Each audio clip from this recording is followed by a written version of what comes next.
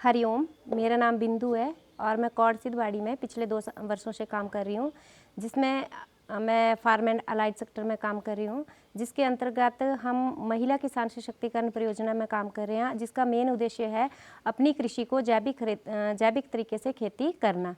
तो आज हम अपनी टंग पंचायत में जैविक खेती के तहत विभिन्न प्रकार की खादें बना रहे हैं।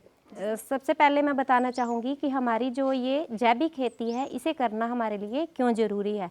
क्योंकि जैविक खेती करने से हमारी जो भूमि है उसकी गुणवत्ता बढ़ती है। ये हमारे लिए जैसे पशु, मनुष्य और हमारे वातावरण के लिए बहुत सहायक है। इससे हमारी ज़मीन को नुकसान नहीं होता है। हमारी ज़मीन जो है वो ज़्यादा उत्पादन देती है और इससे हमारे जो उत्पाद जो हमारी जैविक खेती से तैयार होते हैं, वो उत्पाद जो है उनकी गुणवत्ता जो है वो बहुत अधिक होती है और जैविक करने से हमारी जो भूमि के जीवाणुओं की संख्या है वो बढ़ती है। तो आज हम अपनी टंग पंचायत में जैविक खेती के तहत विभिन्न प्रकार की खादें बना रहे हैं, जिसमें पंचगव्य, बर्मीवाश, मटका खाद, अमृत घोल इत्यादि खादें बना रहे इत्यादि तरल खादें बना रहे हैं।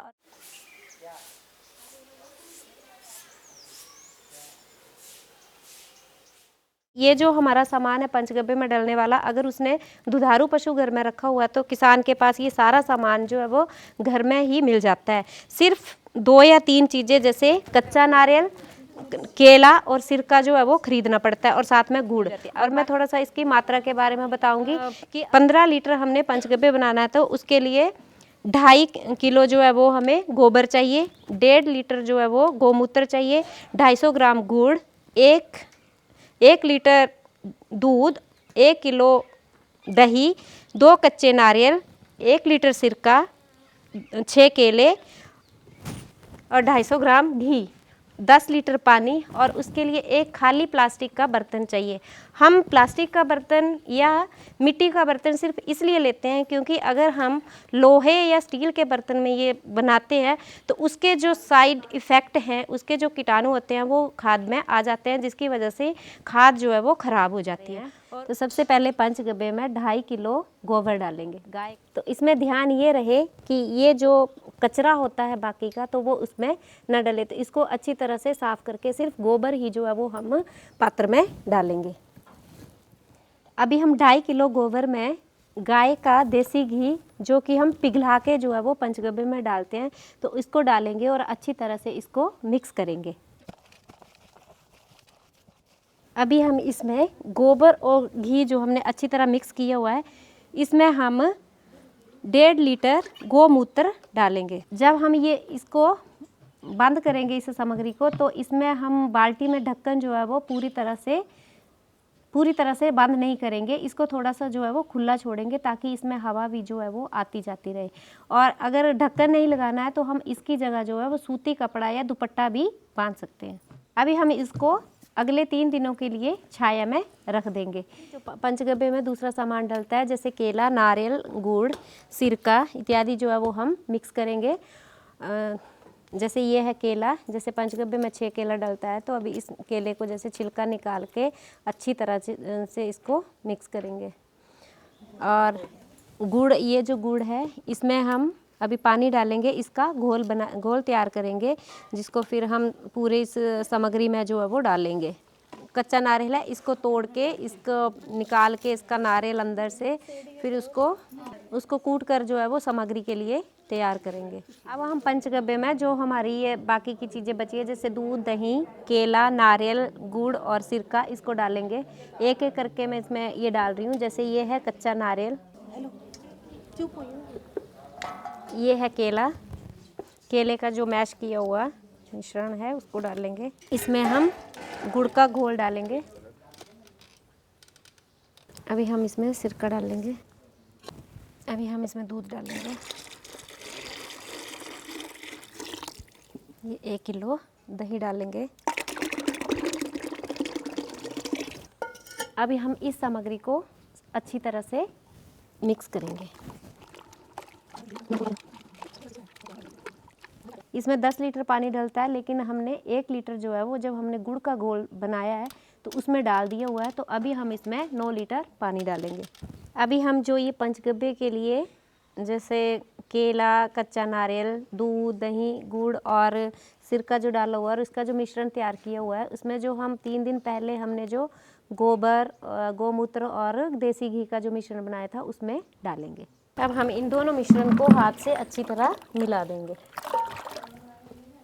अब हम इस सारे मिश्रण को एक बर्तन में डाल के फिर इसका ढक्कन जो है वो बंद कर देंगे और अगले 15 दिनों तक हम इसे ऐसे ही रहने देंगे, लेकिन इसे हर दिन सुबह शाम जो है वो लकड़ी से हिलाएंगे, अच्छी तरह से इसको हिलाएंगे और अगले 15 दिनों तक ये जो है वो तैयार हो जाएगा।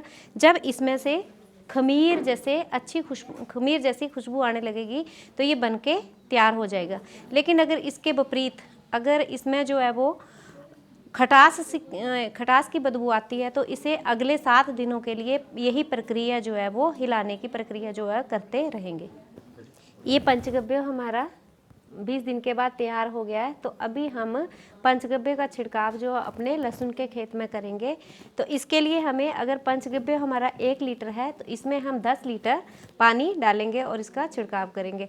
अगर हमें 1 कनाल में पंचगव्य का छिड़काव करना है तो हमें उसके लिए 3 लीटर पंचगव्य की ज़रूरत होती है, जिसमें 30 लीटर पानी डलता है। अभी हम छोटे से खेत में स्प्रे कर रहे हैं तो हमने 1 लीटर पंचगव्य निकाल के इसमें हम 10 लीटर पानी डालेंगे, फिर उसके बाद खेत में छिड़काव करेंगे। अभी जैसे हम इस 1 लीटर पंचगव्य में 10 लीटर पानी मिलाएंगे। अभी हम इसका जो है वो लहसुन के खेत में छिड़काव करेंगे। तो हमारे पास जैसे या तो हम स्प्रे पंप से स्प्रे करते हैं या तो अगर हमारे पास स्प्रे पंप नहीं है तो हम जूड़ी या कोई भी जैसे झाड़ू बना के किसी भी चीज़ से जो है वो स्प्रे, जो थोड़ा सा आगे से खुले होगा तो उससे हम स्प्रे कर सकते हैं। और अगर जब हमने खेत में स्प्रे करनी है तो हमें थोड़ा सा ध्यान ये रखना है कि उस खेत में नमी ज़रूर हो, ताकि हमारी जो खाद है वो फसल को नुकसान ना पहुंचा के उसे जो है वो अच्छा करे।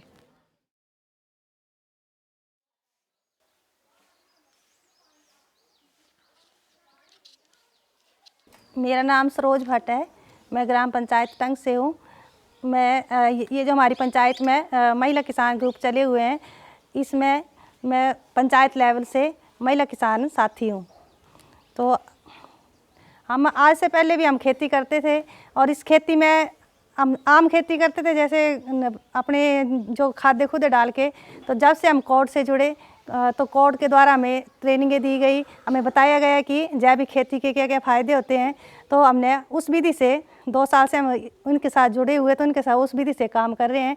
तो उसके लिए हम, जैसे हमारे पास किसी के पास 4 या 5 कनाल ज़मीन है तो हम 1 कनाल से शुरू कर रहे हैं। तो 1 कनाल से हमें जैसे लग रहा है कि दूसरे साल में उसमें फ़ायदा हो रहा है, तो अगले साल हम उसको धीरे धीरे बढ़ा रहे हैं। तो उसमें हम आज अभी मैं ये जीवामृत बनाने जा रही हूँ। तो जीवामृत में हमें गोबर 1 किलो डालेंगे, बेसन 200 ग्राम, गुड़ 200 ग्राम डालेंगे, मिट्टी 100 ग्राम डालेंगे और गौमूत्र 1 लीटर डालेंगे और 10 लीटर पानी डालेंगे। सब चीज़ों को इकट्ठा करके मिश्रण बनाएंगे। उसके बाद इसको पानी में मिक्स करके छायादार जगह पे रख देंगे। ये सबसे पहले हम ये गुड़ का घोल बनाएंगे। इसमें 1 लीटर पानी डाल के घोल से 1 किलो गोबर डाल रहे हैं। गुड़ का और मिट्टी का घोल बनाएंगे, इनको हम घोल के डालेंगे इसमें।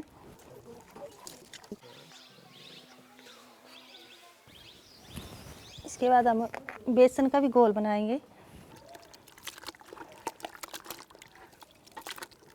इसके बाद ये 200 ग्राम गुड़ का घोल है। गौमूत्र 1 लीटर हमने इसमें गौमूत्र डाल दिया और इन सब को अच्छी तरह मिक्स कर दिया।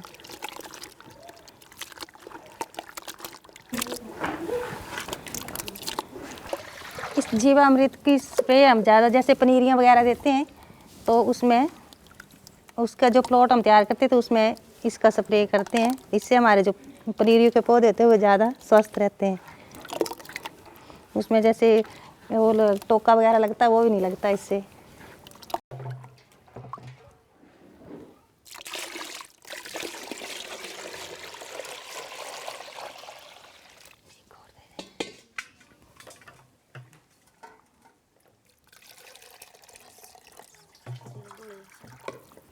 इसमें भी हमने जैसे पानी जो वो 9 लीटर डालना है, क्योंकि 9 के 8 ही डालेंगे, क्योंकि इसमें हमने गुड़ का भी घोल बनाया है, साथ में बेसन का भी घोल बनाया है, तो इसमें भी हमने पानी का यूज़ किया है।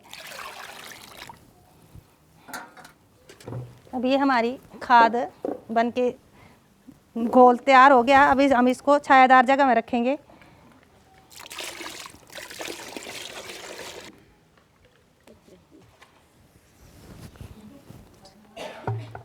ये बुक क्या है?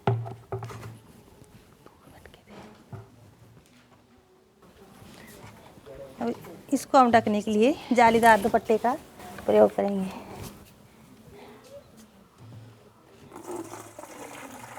और इसको हम 7 और 10 दिन तक एक ही सुई की दिशा में हिलाते रहेंगे।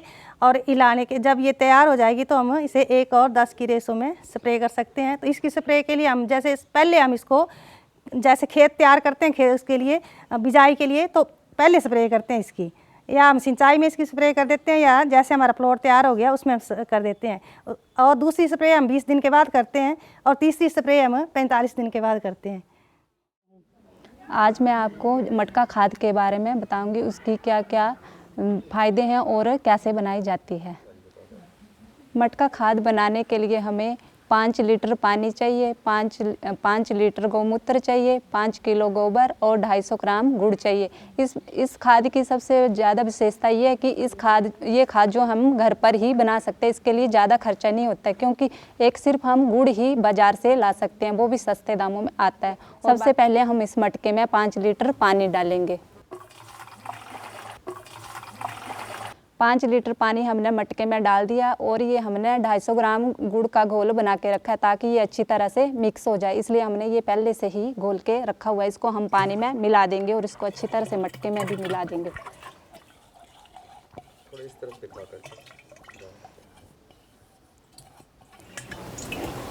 अब इसमें हम 5 लीटर गौमूत्र डालेंगे।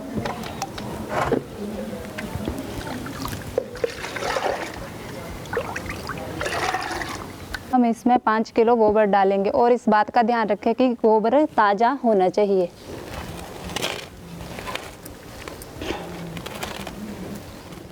अब ये मटका खाद बन गई है। अब हम इसे कहीं छाया में रख देंगे, और ये 7 या 10 दिन के भीतर जो है वो खाद तैयार हो जाएगी। इसे हम ढक कर रखेंगे, या इसके ऊपर कोई कपड़ा बांध देंगे, या कोई ढक्कन वगैरह लगा देंगे।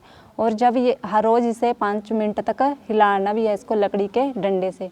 और जब ये खाद तैयार हो जाएगी, तब जब हम खेती की बिजाई करते हैं, तो उसके 25 या 50 और 70 दिन के भीतर जो है इसका छिड़काव करते हैं। और इसका छिड़काव करते समय हमने इस बात का ध्यान रखना कि इसका छिड़काव हम पौधे की जड़ों में करते हैं, जिससे कि हमारी ज़मीन में जो वो नमी रहती है, और उसके वो हमारे मित्र जीवाणु जो वो ज़्यादा संख्या में बढ़ते हैं।